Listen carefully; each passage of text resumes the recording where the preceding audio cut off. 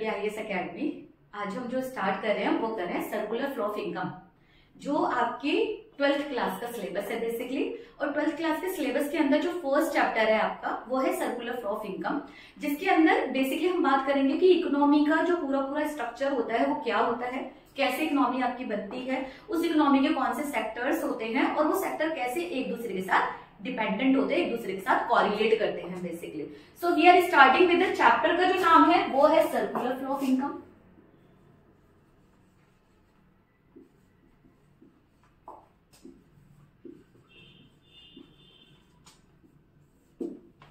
अब यहाँ पे जो टॉपिक हम स्टार्ट कर रहे हैं basically that is the first आएगा हमारा कि circular flow of income basically है क्या। तो सर्कुलर फ्लो ऑफ इनकम को जानने से पहले जो सबसे पहले आपने पता करना है वो पता करना है कि आखिर ये इनकम का जो फ्लो है वो जाता कैसे, क्योंकि हम बात करें यहाँ पे सर्कल की, हम बात करें फ्लो की और हम बात करें इनकम की। तो पहला होता है इनकम। क्या होता है इनकम? सीधी सी बात है, जब हम कहीं पे काम करते हैं तो हमें इनकम मिलती है, हम किसी को रिसोर्सेज देते हैं तो हमें इनकम मिलती है। तो बेसिकली इनकम के सोर्सेज होते क्या है बेटा? जब हम कोई भी काम कर रहे हैं उसके बदले में जो हमें मिल रहा है दैट इज अ इनकम। हमने अपनी सपोज करो जमीन है, उस जमीन को किसी को दिया तो हमें जो रेंट मिल रही है वो हमारी इनकम है।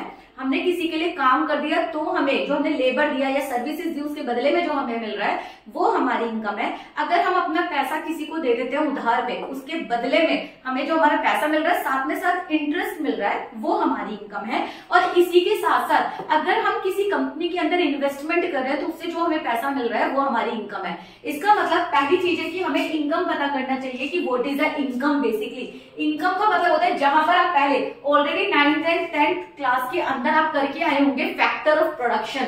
हम क्या कह रहे हैं? फैक्टर ऑफ प्रोडक्शन की बात कर रहे हैं। जाने से पहले सबसे पहले इकोनॉमी के अंदर किसी चीज को जानना होता है तो फैक्टर ऑफ प्रोडक्शन की बात कर रहे हैं। प्रोडक्शन का मतलब होता है कोई चीजों को प्रोडक्शन करना। और फैक्टर ऑफ प्रोडक्शन में सबसे पहला जो आ जाता है वो आ जाता है लैंड, दूसरा आ जाता है लेबर एंड थर्ड आ जाता है आपका कैपिटल। यानी कि हम पहले लैंड की बात कर रहे हैं, फिर कैपिटल, फिर एंटरप्रेन्योर की बात कर रहे हैं। बेसिकली एंटरप्रेन्योर होता क्या है? बेसिकली एंटरप्रेन्योर होता है एक रिस्क लेने वाला व्यक्ति। दैट मीन्स अगर हमारे पास लैंड है तो हम किसी को लैंड दे रहे हैं, उस लैंड के बदले में हमें जो मिल रही है वो मिल रही है इनकम। और इनकम किसके रूप में मिल रही है? इनकम मिल रही है रेंट के रूप में। अगर हमारे पास क्या है? लेबर है, उस लेबर को हम किसी को दे रहे हैं, उस लेबर के बदले में जो हमें मिल रहा है वो मिलती है या तो मिलेगी सैलरी या मिलती है वेजेस। अगर हम बात करते हैं कैपिटल, हम किसी को कैपिटल देते हैं, अपना पैसा देते हैं, अपनी संपत्ति देते हैं यूटिलाइज करने के लिए, तो उसके बदले में जो हमें मिलता है वो मिलता है हमें इंटरेस्ट। एंड अगर हम देते हैं किसी को एंटरप्रेन्योर की सेवाएं लेते हैं, एंटरप्रेन्योर इज अ पर्सन जो कि रिस्क लेने के लिए तैयार होता है। तो जो हम एंटरप्रेन्योर को दे रहे हैं, एंटरप्रेन्योर हमें क्या दे रहा है? बेसिकली अपने स्किल दे रहा है, अपना एक इंटेलेक्चुअल प्रॉपर्टी जिसे हम कहते हैं कि अपने ब्रेन को यूटिलाइज करके वो हमारे लिए कोई नई चीज बना रहा है, रिस्क ले रहा है, तो उसके बदले में जो उसे मिलता है वो मिलता है प्रॉफिट। तो दीज आर बेसिकली जो फैक्टर के बदले में दिया जाए that is known as a factor income. जो फैक्टर के बदले में दिया जाए वो होता है फैक्टर इनकम। अब इन फैक्टर को यूटिलाइज करके एक प्रोड्यूसर जो बनाता है वो क्या करता है? वो करता है प्रोडक्शन। और जब इस प्रोडक्शन को ही वो मार्केट में जाके सेल आउट करता है, सेल करता है बेसिकली, तो इससे भी उसे मिलती है इनकम। अब ये जो सेल कर रहा है वो क्या सेल करेगा? बेसिकली वो जो सेल कर रहा है वो सेल करता है बेसिकली या तो गुड्स बेचेगा या सर्विसेज बेचेगा। That means goods and services के बदले में उसे क्या मिली हुई है? इनकम मिल गई है। आई होप इतना क्लियर हुआ है आप लोगों को। फर्स्ट मैंने क्या बताया कि what is the income, income के सोर्सेज क्या होते हैं, इनकम कहां से आता है। हम ये कह रहे हैं इनकम को जनरेट करने के लिए हमें प्रोडक्शन करना होता है। प्रोडक्शन में क्या होगा? फैक्टर ऑफ प्रोडक्शन का यूटिलाइज होगा जिससे प्रोडक्शन होगा। इन फैक्टर ऑफ प्रोडक्शन के बदले में फैक्टर इनकम दी जाएगी और इन फैक्टर ऑफ इनकम को यूटिलाइज करके, इसी पैसे को यूटिलाइज करके क्या किया जाएगा? गुड्स एंड सर्विसेज जो बनाई गई है उनको खरीदा जाएगा। जो एक की कंजप्शन होता है वो दूसरे की इनकम होती है। एक का इनकम हो गया और एक का एक्सपेंडिचर। एग्जाम्पल ले लेते हैं। सपोज करो एक टीचर या एक नर्स एक पेशेंट को देखती है। नर्स ने जब ट्रीटमेंट दिया या इंजेक्शन दिया तो उसके बदले में उसने कुछ पैसे ले लिए, सपोज करो 50 रुपए ले लिए। अब उसी 50 रुपीज को नर्स के पास पहुंच गए। अब नर्स को शाम को ब्रेड की जरूरत है। जो पेशेंट उसके पास आया था उसकी एक कन्फेक्शनरी की शॉप है, नर्स वहां जाती है कन्फेक्शनरी की शॉप पर और वो 50 रुपए उस व्यक्ति को दे देती है। इसका मतलब है, आप अगर देखेंगे इसमें कि नर्स ने अपनी सर्विसेज दी थी एक पेशेंट को, उस पेशेंट ने उन सर्विसेज के बदले में दे दिया पैसा। उस पैसे को वापस ले जाकर नर्स ने उसी व्यक्ति को दे दिया क्योंकि उसे वहां से ब्रेड खरीदी थी। That means the income and the services are changing from the one place to another. और इसी जो एक प्लेस से एक पर्सन से दूसरे पर्सन, एक सेक्टर से दूसरे सेक्टर में जब फ्लो होता है गुड्स एंड सर्विसेज का या इनकम का, उसी को हम सर्कुलर फ्लो ऑफ इनकम कहते हैं। आई होप समझ में आया होगा कि what is the circular flow of income. Circular flow of income is basically, अगर हम इसकी डेफिनेशन में लेके जाएंगे तो what is basically the circular flow of income? The flow of the income और flow of the resources from one sector to the another sector is known as a circular flow of income. अब यहाँ पे circular flow of income को जानने से पहले, एक basic जानने के बाद हम करेंगे पहले कि सेक्टर कौन कौन से होते हैं इकोनॉमी के अंदर। जनरली इकोनॉमी के अंदर दो सेक्टर होते हैं, पहला होगा हाउस होल्ड एंड सेकंड हो जाएगा आपका प्रोड्यूसर सेक्टर। पहला होगा हाउस होल्ड और दूसरा हो जाएगा प्रोड्यूसर सेक्टर। हाउस होल्ड क्या करेगा? बेसिकली हाउस होल्ड अपने रिसोर्सेज देगा प्रोडक्शन करने के लिए प्रोड्यूसर को, क्योंकि प्रोडक्शन कौन करता है? केवल प्रोड्यूसर करेगा।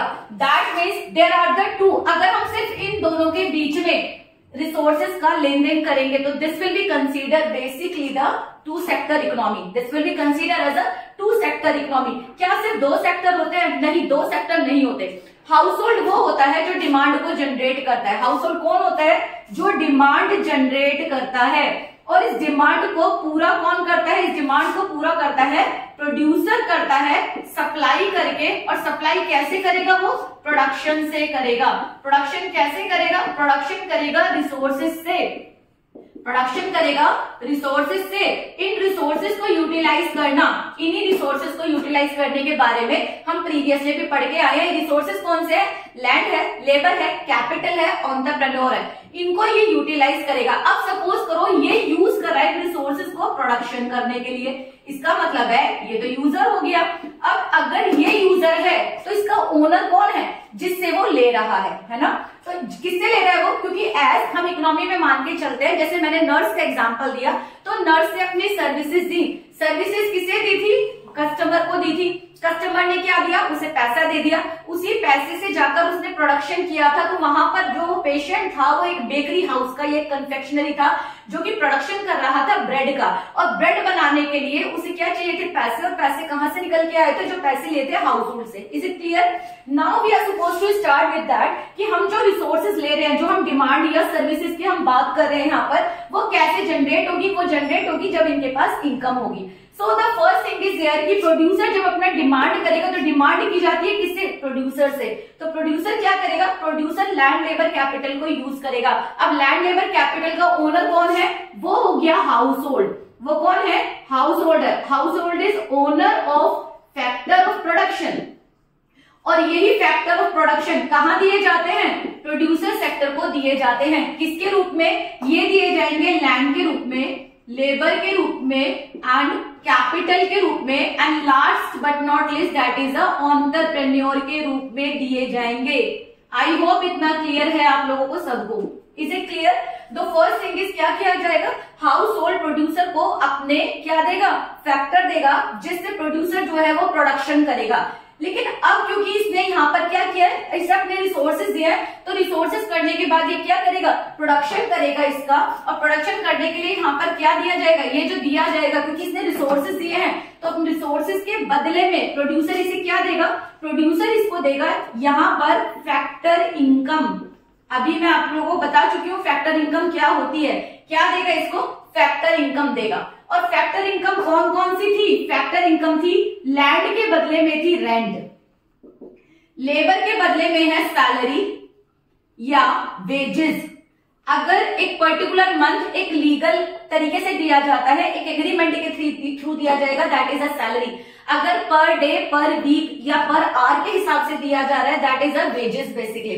नेक्स्ट दिया जा रहा है कैपिटल। कैपिटल के बदले में दिया जाएगा इंटरेस्ट। जैसे बैंक में आप अपना पैसा जमा कराते हैं, उसके बदले आपको इंटरेस्ट मिलता है, तो बैंक वो पैसा लोन ही देते हैं।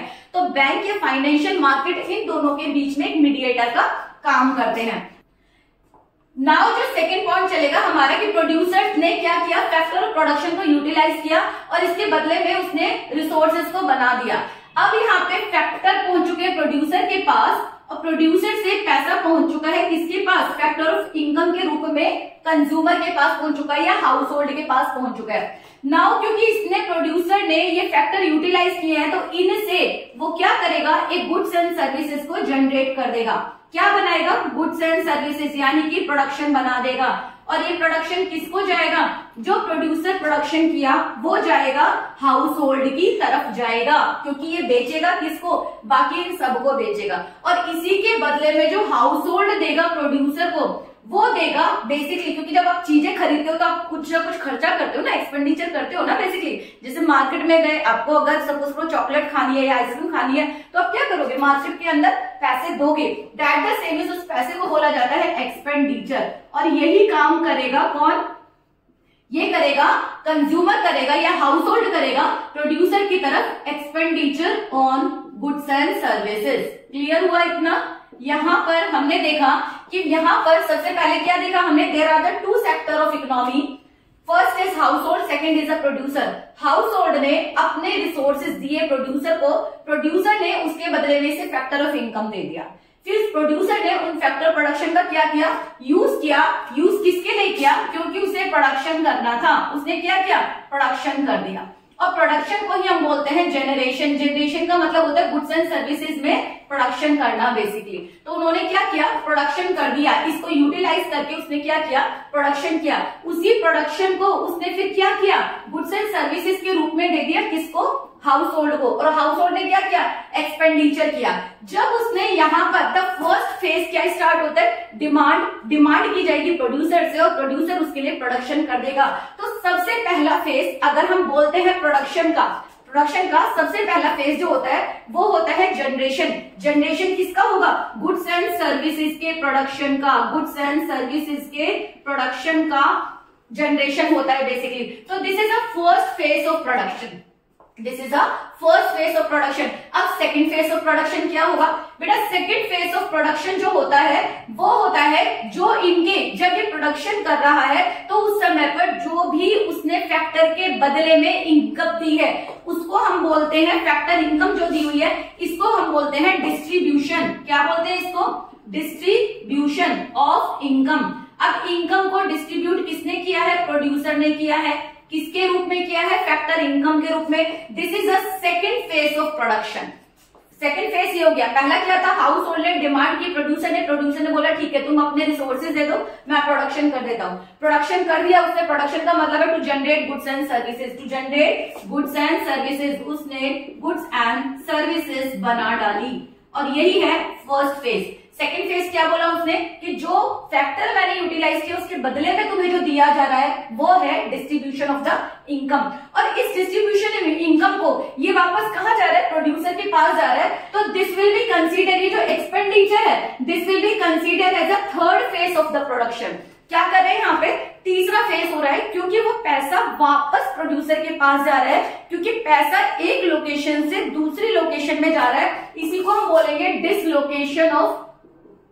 Dislocation of income. ये हो जाता है आपका थर्ड फेज। तो बेटा इस पर्टिकुलर जो डायग्राम है उसके अंदर हमने दो क्वेश्चन कर लिए हैं। पहला क्वेश्चन आता है what do you mean by circular flow of the income. तो circular flow of the income is the flow of the income and resources from the one sector to the another sector and from this sector to this sector is known as the circular flow of income which you are able to see. Second point हमने किया that what are the phases of the production. Production की कितने phases होते हैं, तो production के बेटा 3 phases होते हैं। पहला होता है जनरेशन। जनरेशन का मतलब होता है जब हम गुड्स एंड सर्विसेज को प्रोड्यूस कर रहे हैं, कहाँ किसको यूज करके, फैक्टर प्रोडक्शन को यूटिलाइज करके। This is your first phase. Second phase क्या है आपका, distribution of income. Distribution of income कहाँ किया है, जब रेंट, सैलरी, इंटरेस्ट, वेजेस और प्रॉफिट को हम दे रहे हैं, किसको दे रहे हैं, बेसिकली हाउस होल्ड को दे रहे हैं। तो that is the second phase. Third phase क्या होता है? थर्ड फेज होता है expenditure on goods and services, जिसको हम बोल रहे हैं डिसलोकेशन, क्योंकि जो पैसा फैक्टर इनकम के रूप में प्रोड्यूसर ने हाउस होल्ड को दिया है वही पैसा वापस पहुंच चुका है प्रोड्यूसर के पास, और प्रोड्यूसर के पास जब एक्सपेंडिचर आएगा एक दूसरे सेक्टर से, हाउस होल्ड से, तो उसी पैसे को यूटिलाइज किया जाएगा इनकम जनरेट करने के लिए। तो this is known basically the, अगर आपसे पूछा जाए that circular flow of income define कर दो, आप कर सकते हैं। दूसरा क्वेश्चन आपसे पूछा circular flow of income two sector economy में बता दो, आप डिफाइन कर सकते हैं। आपसे पूछा जाए टू सेक्टर इकोनॉमी के कौन कौन से दो सेक्टर होते हैं, तो हाउस होल्ड होता है, प्रोड्यूसर होता है, ये थर्ड क्वेश्चन हो गया।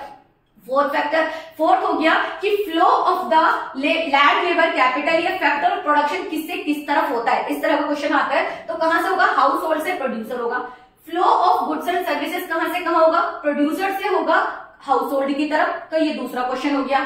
नेक्स्ट क्वेश्चन आ जाएगा आपका कि गुड्स एंड सर्विसेज का फ्लो कहां से कहां तक होगा? प्रोड्यूसर से हाउस होल्ड होगा। नेक्स्ट आ जाएगा एक्सपेंडिचर का फ्लो कहां से कहां तक होगा? हाउस होल्ड से प्रोड्यूसर की तरफ आएगा। और नेक्स्ट क्वेश्चन बन जाता है who is the user of the resources. बहुत फ्रिक्वेंटली क्वेश्चन पूछा जा सकता है नॉर्मली, या जब आपके वाइवा होते हैं तो यूजर ऑफ रिसोर्सेज होता है प्रोड्यूसर, ओनर ऑफ रिसोर्सेज होता है consumer, because we consider that each and every person in economy is a consumer as well as a producer. So this is the first part of your circular flow of income. अब आ जाते हैं second part जो यहीं से complete होगा। Circular flow of income के अंदर एक क्वेश्चन आता है कि आखिर आपका सर्कुलर फ्लो ऑफ इनकम का टाइप क्या होता है? तो टाइप बेटा दो टाइप होते हैं आपके। फर्स्ट होता है रियल फ्लो। फर्स्ट क्या होगा आपका? Real flow, that is real flow. And next आ जाएगा आपका मनी फ्लो। Money flow. अब आपको यहीं से समझ में आ रहा है, देखो यहाँ पे सीधे सीधे आप इसको कैसे याद करोगे, बिल्कुल क्लियर है, बहुत इजी है। आपका यहाँ वर्ड आ रहा है मनी। मनी आपको क्या पता है? मनी आपको पता है जो भी पैसे आज की डेट में करंट में आप करेंसी लेके जाते हो, रुपीज लेके आ रहे हो, नोट लेके जा रहे हो, वो आपके मनी है। अब आपको इस फ्लो में से केवल ये देखना है कि आखिर मनी कहाँ पे ट्रांजैक्शन हो रही है। तो मनी हम देखेंगे कहाँ ट्रांजैक्शन हो रही है बेटा। The first thing is here, यहाँ पर मनी है फैक्टर इनकम के रूप में जो दी जा रही है। मनी कहाँ दी जा रही है? फैक्टर इनकम के रूप में दी जा रही है। किससे? प्रोड्यूसर से हाउस होल्ड को दी जा रही है। और दूसरा मनी ट्रांसफर की जा रही है एक्सपेंडिचर के रूप में। इसका मतलब है जो फैक्टर इनकम रिसीव्ड है, फैक्टर इनकम जो रिसीव हो गई, और जो एक्सपेंडिचर रिसीव हुआ किसके द्वारा? प्रोड्यूसर के द्वारा। Expenditure on goods and services, यही कहलाता है आपका मनी फ्लो। यानी कि इस पूरे सर्कुलर फ्लो ऑफ इनकम का वो पार्ट जहां पे मनी की बात हो रही है, पैसे की बात हो रही है, लिक्विडिटी की बात हो रही है, उसको हम बोलेंगे मनी फ्लो। मनी फ्लो की डेफिनेशन क्या हो जाएगी? Money flow is the flow of the money, और money flow is the flow of the factor income from producer to household and expenditure on goods and services from the household to producer is known as a money flow. This is also known as a nominal flow. इसको हम क्या बोल सकते हैं? Nominal flow भी बोल सकते हैं। क्या बोल सकते हैं? नॉमिनल फ्लो भी बोल सकते हैं हम बेसिकली इसे। तो this is your money flow. अब नेक्स्ट इज जो आ जाता है आपका रियल फ्लो। रियल फ्लो का मतलब होता है बेटा जो फिजिकल गुड है, जिसको हम देख सकते हैं, जिसको हम चीजें छू सकते हैं, जो हम बना रहे हैं बेसिकली। तो उसमें क्या आ जाएगा आपका? जो आपके फैक्टर ऑफ प्रोडक्शन है ना, लैंड हो गया, लेबर हो गया, कैपिटल हो गया, एंटरप्रेन्योर हो गया, इंसान को छू सकते हो, देख सकते हो ना। तो इसको जो आपके फिजिकल फैक्टर्स होते हैं उनका फ्लो, फिजिकल फैक्टर का flow, flow of physical factor, flow of physical factor from one sector to another. कैसे? यहां पर सेम आ जाएगा, या तो आप मनी मनी निकाल लो, जो बाकी के दो बचे वो बन गए रियल फ्लो। सीधा सीधा एक मोटा मोटा सा चीज हो जाती है। सेकेंड थिंग अगर आपको समझना है तो वो ये होता है कि जब हमारे फैक्टर दिए जा रहे हैं प्रोड्यूसर को, यानी flow of factors of production from, कहां से जाएगा? फ्रॉम जाएगा production, from household to producer and goods and services जो बन के आई हैं, जो ऑलरेडी एग्जिस्टेंस में है, and flow of goods and services from producer to house hold.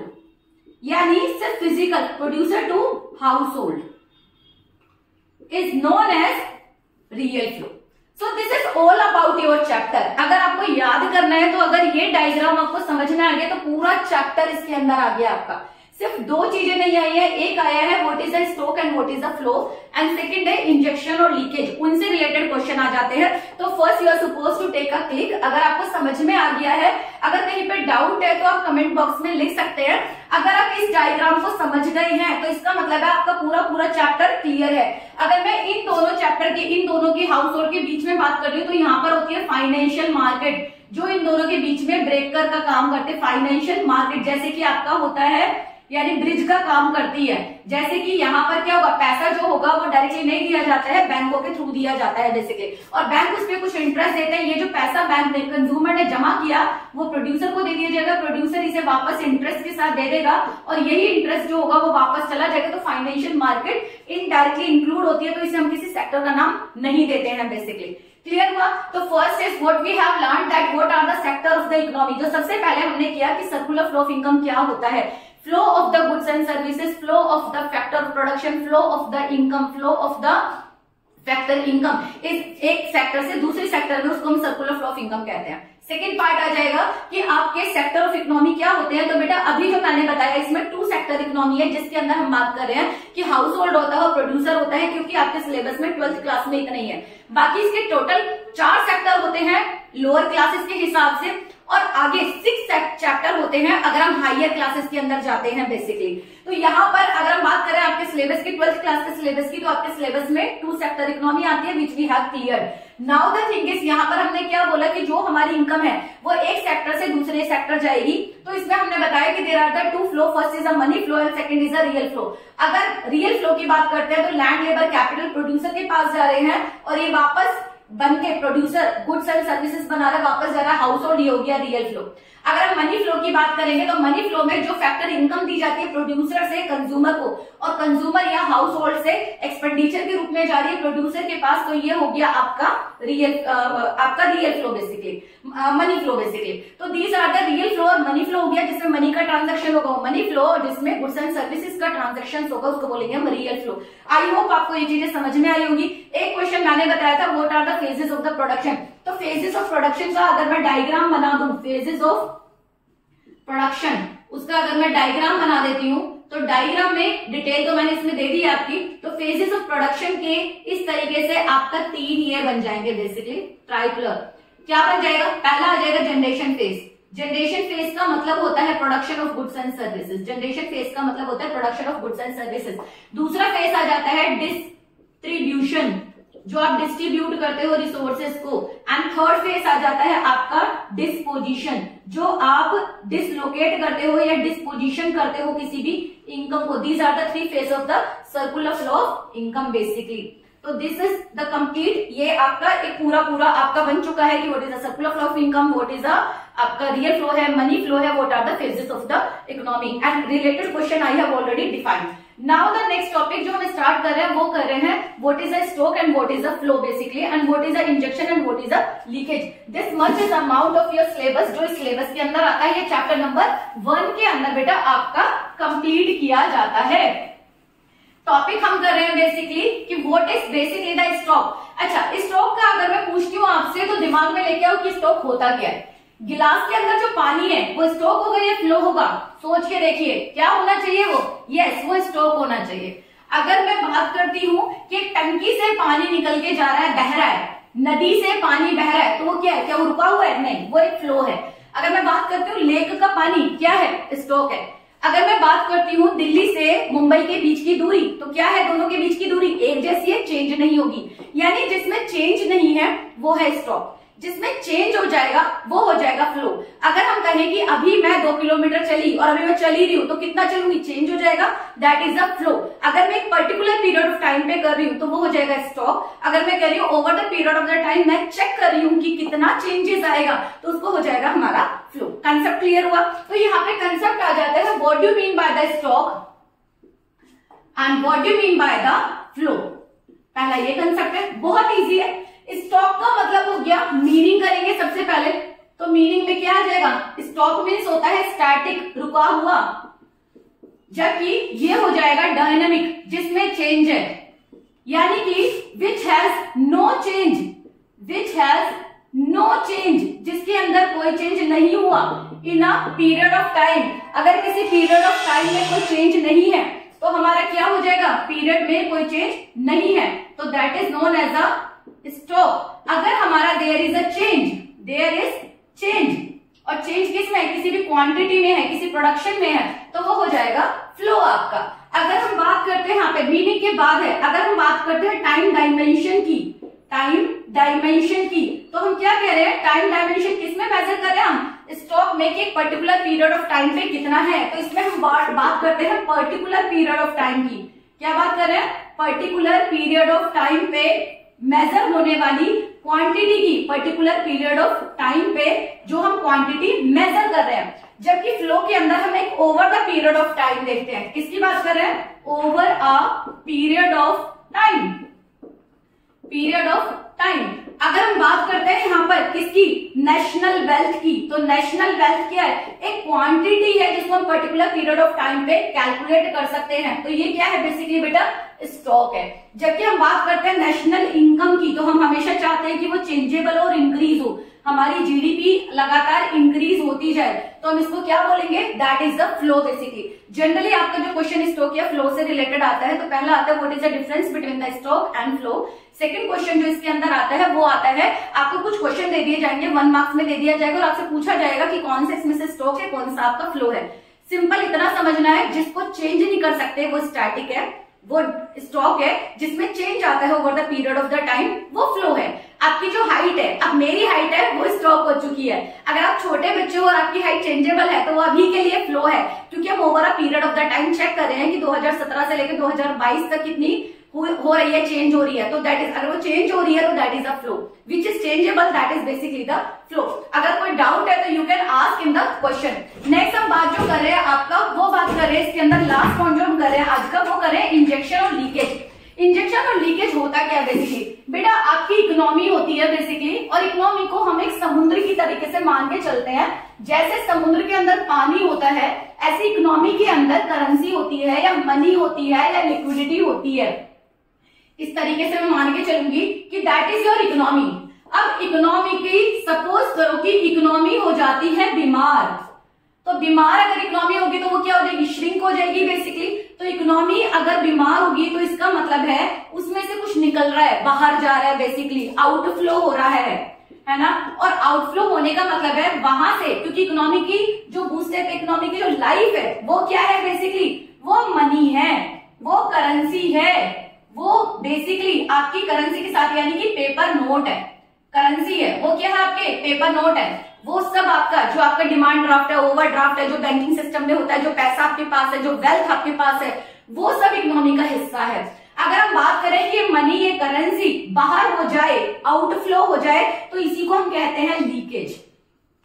वही हम क्या कहते हैं, लीकेज। अब सपोज करो कोई व्यक्ति है, अगर सपोज करो उसको डिहाइड्रेशन हो जाए, तो उसकी बॉडी में पानी की क्वांटिटी कम हो जाएगी ना, तो हमें क्या करना पड़ता है, पानी डालना पड़ता है ना। एज द सेम इज, अगर इसमें से मनी बाहर निकल गई है, आउटफ्लो हो गई है, तो हमें क्या करना पड़ेगा, इंजेक्ट करना पड़ेगा। इंजेक्शन लगता है ना ग्लूकोज का, है ना, ऐसे हमें इंजेक्ट करना पड़ेगा, यानी इनफ्लो करना पड़ेगा, इनफ्लो ऑफ इनकम करना पड़ेगा। किसमें करना पड़ेगा इनफ्लो ऑफ इनकम, इकोनॉमी के अंदर। This is the diagram of the economy, ये इकोनॉमी का डायग्राम है हमारा, राइट। इकोनॉमी के अंदर हमें इनफ्लो करना पड़ेगा, inflow of money basically, inflow of income basically, inflow of liquidity. यहाँ पर क्या हो गया, आउटफ्लो ऑफ इनकम। अगर आउटफ्लो हो रहा है, मनी बाहर चली गई है, तो क्या है, आउटफ्लो है, that is known as a leakage basically. अब ये होते क्या है, फर्स्ट इज, अगर आपसे क्वेश्चन पूछा जाएगा what do you mean bye injection, injection होता क्या है बेसिकली, तो इंजेक्शन की डेफिनेशन ऊपर लिखी हुई है, inflow of the money, inflow of the money in economy, inflow of the money and income in economy is known as a injection. Outflow of the income and the money from the economy, from the economy, income और money बाहर चली जाए तो क्या हो गया आपका, leakage हो गया। फर्स्ट कंसेप्ट हो गया। Second is what are the variables. बेटा वेरिएबल्स का मतलब क्या होता है, वेरिएबल्स मींस होता है एक तरीके से इनके तत्व, इनके कंपोनेंट, है ना। वर्ड आता है वेरिएबल, टेक्निकल वर्ड रहता है। वेरिएबल का मतलब होता है वैसे चेंजेबल, है ना। लेकिन वेरिएबल यहाँ पर जब हम कर रहे हैं तो इसका वेरिएबल होगा क्या बेसिकली, तो ये वेरिएबल को क्या कह रहे हैं, ये कह रहे हैं वेरिएबल इसके कंपोनेंट होते हैं, आखिर है क्या बेटा। जब हम बात करते हैं लीकेज की, देखो सिंपल एक ही चीज आती है यहाँ पर, माइक्रो मैक्रो पैराडॉक्स आपने शायद किया होगा, उसमें ये होता है सपोज कि आज मैं अपने घर जाके बोलूं कि आज मैं 1 रुपया सेव करूंगी, मे बी पॉसिबल, मेरे घर वाले खुश होंगे। लेकिन अगर 140 करोड़ पीपल अगर इतना ही पैसा एक दिन में बाहर निकाल ले, है ना, सेविंग कर ले, तो वो इतना सारा इकोनॉमी यहाँ से निकल जाएगा, 140 करोड़ रुपए बाहर निकल जाएंगे। इसका मतलब है इकोनॉमी श्रिंक हो जाएगी, है ना। हमें उसको बूस्टअप करने, बहुत सारे लोग बेरोजगार हो जाएंगे, प्रोडक्शन एक्टिविटीज नहीं होंगी क्योंकि वो पैसा हमने निकाल दिया। तो सेविंग इंडिविजुअल लेवल पर अच्छी थी, लेकिन अगर मैं एग्रीगेट बोलूं या इकोनॉमी लेवल पे बोलूं तो हमने वो पैसा बाहर निकाल दिया, इकोनॉमी में नहीं छोड़ा है। तो इकोनॉमी में डेवलपमेंट, इकोनॉमी में इन्वेस्टमेंट नहीं किया हमने, तो मैंने क्या बोला, तो वो कहलाएगी हमारी लीकेज कहलाई जाएगी, यानी सेविंग हो जाएगी लीकेज, पहला कंपोनेंट। फिर क्या कह रहे हैं, अगर इस सेविंग को मैंने क्या किया, सेविंग नहीं किया, मैंने पैसा मार्केट में डाल दिया, हम कह रहे थे इंजेक्शन करना है, तो मैंने अगर पैसा डाला है मार्केट में तो उसे मैं बोल रही हूँ इन्वेस्टमेंट। मैंने क्या किया, इन्वेस्टमेंट कर दिया। या मैंने जाके मार्केट में ना कंजप्शन कर लिया, मैंने जाके मार्केट में क्या किया, पिज्जा खा लिया, वो पैसा कहाँ चला गया, मार्केट में। मैंने सोचा नहीं मुझे पिज्जा नहीं खाना, मुझे तो अपने पास रखना है, क्या हो गया, सेविंग। तो प्रोडक्शन एक्टिविटीज रुकेगी, उस व्यक्ति की इनकम रुक जाएगी जो पिज्जा बना के बेच रहा है। लेकिन अगर मैंने बोला मुझे तो पिज्जा खाना और मुझे मार्केट में, तो आप बोलेंगे क्या मैम खर्चा करना चाहिए, बिल्कुल करना चाहिए, लेकिन खर्चे के साथ साथ आपको इन्वेस्टमेंट करना चाहिए। इन्वेस्टमेंट से रिलेटेड आपकी डिटेल्ड क्लास, कैसे आप मार्केट में इन्वेस्टमेंट करेंगे, किस तरीके से, वो जैसे जैसे, क्योंकि आप जितने भी लोग हैं वो 500 रुपए से भी आप इन्वेस्टमेंट कर सकते हो, 100 रुपीज से इन्वेस्टमेंट कर सकते हो आज की डेट में मार्केट के अंदर। तो जल्दी इसकी क्लासेस हम लोग लॉन्च कर रहे हैं आगे, जो पूरा आपका डिजिटल मार्केटिंग होगा, फाइनेंशियल मार्केटिंग होगा, कैपिटल मार्केटिंग होगा, तो पूरा मार्केट को आप जानने की हम पूरी मार्केटिंग की क्लास लेके आ रहे हैं बहुत जल्दी।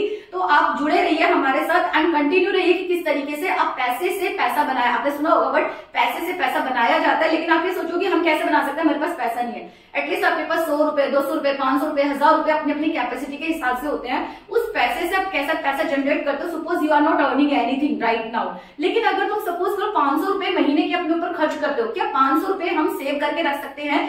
सेव करेंगे बढ़ेगा नहीं, लेकिन उसी 500 को अगर हमने मार्केट में इन्वेस्टमेंट कर दिया तो उससे हमारी इनकम जनरेट होती है। वही 500 रुपीज अगर मैं 12 मंथ के हिसाब से जाती हूँ तो 6000 रुपए, 6000 रुपए पे अगर आपको मिनिमम 5% का भी अगर आपको मिलता है तो 300 रुपीज एक्स्ट्रा आपको मिल रहे हैं। अब आप ये सोचो 300 तो बहुत छोटे हैं, हम क्यों लगाएंगे बेटा, ये भी तो यार कुछ 6000 रुपए भी तो बन रहे हैं, है ना।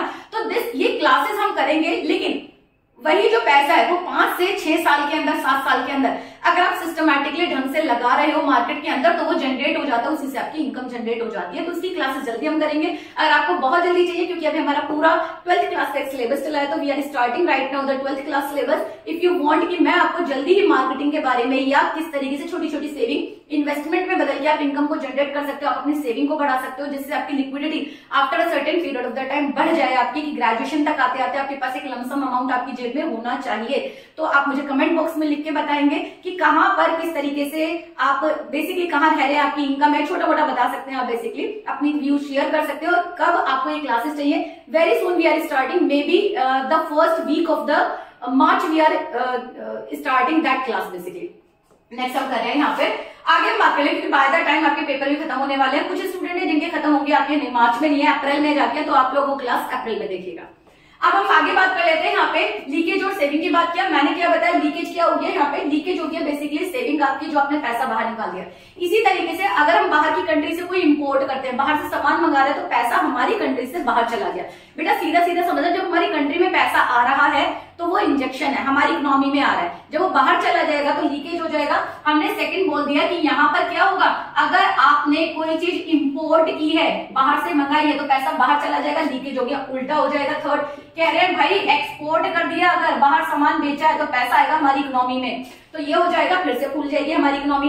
नेक्स्ट हम बात करें कि अगर गवर्नमेंट हमारे ऊपर टैक्स लगा देती है, तो आप कह रहे हो कि टैक्स का पैसा तो मैम ऑब्वियस है मार्केट के अंदर ही है। नहीं, टैक्स का पैसा गवर्नमेंट के पास होता है और गवर्नमेंट उसको अपने हिसाब से यूटिलाइज करती है। उस पैसे को हम जनरेट नहीं करते, वो नेशनल इनकम में से माइनस करते हैं, अपने आगे जाके करोगे। तो यहाँ पर हम कह रहे हैं कि थर्ड पॉइंट हो गया टैक्स। कैसे जैसे सपोज करो मेरी इनकम है, अगर उस इनकम के ऊपर मेरे ऊपर टैक्स लग जाए तो क्या मैं उतना ही खर्च कर पाऊंगी? नहीं, मेरी जो सेविंग है वो कम हो जाएगी, मेरी जो इन्वेस्टमेंट है वो कम हो जाएगी, मैं उतना खर्च नहीं कर पाऊंगी जो बिफोर टैक्स था। तो टैक्स क्या होता है? एक तरीके से लीकेज होता है।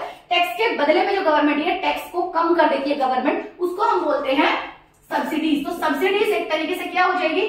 सब्सिडीज दे दी गवर्नमेंट ने।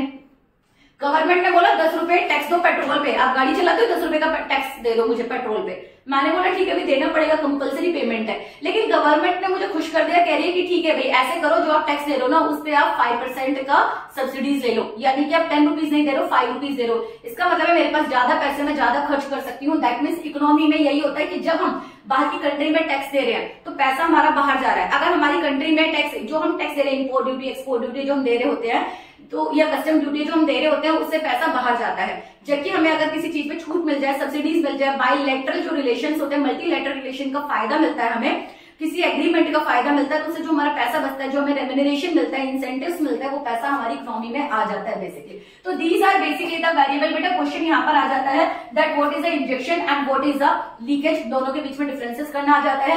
लीकेज इज बेसिकली द बाहर निकलना है और इंजेक्शन इज दिस वन। एक होता है बेटा आप डिवीजन करके तब आप बना रहे हो, बट मैं आपसे बोलूंगी कि जब आप स्टोक एंड फ्लो कर रहे हो तो ट्राई करना डायग्राम बनाना। अगर आप इंजेक्शन फ्लो कर रहे हो, इंजेक्शन और लीकेज बना रहे हो, तो ट्राई करना डायग्राम बनाना, फ्लो चार्ट से बनाना। अगर इस तरह का डायग्राम बनाते हो और आप क्लियरिटी लिखते हो, यहाँ पर ही आपने लिख दिया definition, inflow of the money in economy is known as injection, और इंजेक्शन के वेरिएबल्स दे दिए। अगर यहाँ पर आपने दे दिया leakage, that outflow of the money is basically the leakage आप बोल रहे हो, और उसके अंदर आप इसके कंपोनेंट करो तो ज्यादा इफेक्टिव होता है। You are suppose to get the जो एक अटेंशन होती है ना टीचर की, जब आपकी कॉपियां चेक हो रही है तो वहां पे ज्यादा एक मैटर करता है बेसिकली। क्लियर हुआ?